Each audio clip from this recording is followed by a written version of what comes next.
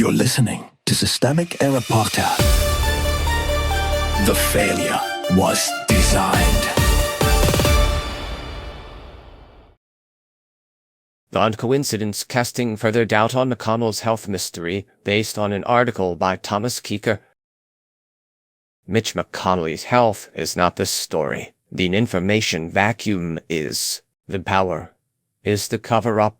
The immediate facts are simple. Mitch McConnell has been hospitalized since mid-June after being found unresponsive at home, and his office says he is recovering. The office also released 2 proof-of-life photos, while the public has been left without video, without clarity, and without anything resembling full disclosure. That is the real political event here. Not a shirt, not a coat, not a gossip sickle mystery. A powerful senator's condition is being filtered through aides, image management, and selective release. The institution with the most control over the story is McConnell's office, and it is choosing opacity. Who controls the narrative? McConnell is not a private citizen caught in a tabloid storm.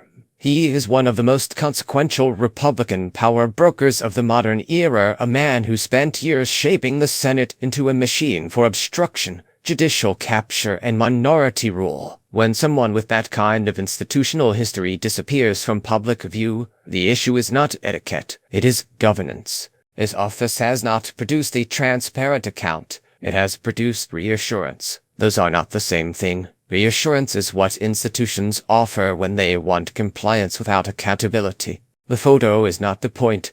The Daily Beast report focuses on a second photo. The clothing Teo appears to wear in it, and speculation that the image may have been taken earlier than claimed. The metadata being scrubbed only deepens suspicion. That matters because the office invited scrutiny by trying to substitute curated imagery for a real explanation. But the danger in this kind of coverage is obvious. It can reduce an institutional credibility problem to a wardrobe puzzle. The shirt is not the political issue. The political issue is that McConnell's circle is apparently comfortable asking the public to accept a managed visual narrative in place of facts. That is not confusion. It is controlled ambiguity.